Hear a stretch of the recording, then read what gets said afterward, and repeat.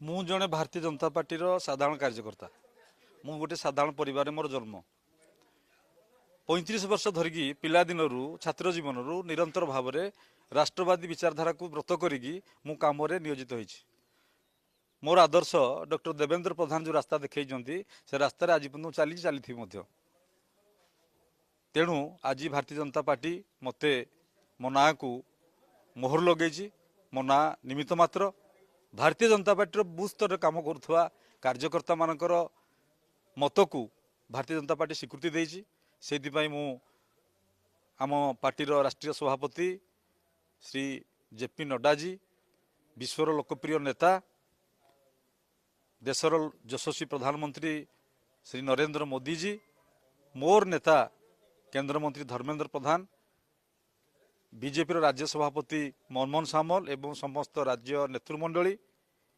एवं Bharatiya Janata party Talcher booth स्तर कार्य करुवा कार्यकर्ता मानकर स्वीकृति को मु कृतज्ञता ज्ञापन करुच्ची। मो भाया जन साधारण कार्यकर्ता को पुणी थे मते प्रार्थी करने सुजोग देथिबारु। द्वितीय कथा हूँ जे ए अंचल जो मोदी ग्यारंटी को क्रियान्वयन करने तालचेर हूँ धर्मेंद्र प्रधान घर मंत्री है पर ए अंचल से अनेक कार्य कर लक्ष लक्ष कोटी टंका तालचेर विकास आनी। तालचेर मेडिकल कॉलेज कथा हो, तालचेर सार कारखाना, तालचेर तापज विद्युत केन्द्र, तालचेर कोल ट्रिब्यूनाल, तालचेर दीटा केंद्रीय विद्यालय, तालचेर दीटा रेल स्टेशन विकास, तालचेर राजपथ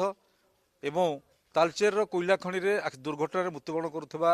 परिवार वर्ग को 15 लाख टंका सहायता राशि घोषणा करने पर्यंत अनेक कार्य धर्मेंद्र प्रधान कर। भारतीय जनता पार्टी कार्यकर्ता माने लोकों पाखे अच्छा सेवा भाव नहीं कम कर मु निमित्त मात्र मु कथा दूची तालचेरवासी निश्चित भाव में भारतीय जनता पार्टी नरेंद्र मोदी ग्यारंटी को धर्मेंद्र प्रधान काम को निश्चित भाव में आशीर्वाद करेंगे। मु केवल इन्स्ट्रुमेंट भाव में ए अंचल सेवा करी कथा दूची विधानसभा को गले तालचेर स्वार्थपाई लड़े करी तालचेर कथा को विधानसभा रे शाणित करी तालचेर मान सम्मान को बढ़ाई उद्यम करी तालचेर को बर्बाद तालचेर को बदना हवा को देवी ना एवं मु बाबूंकर बुकचाबुआ हेबी ना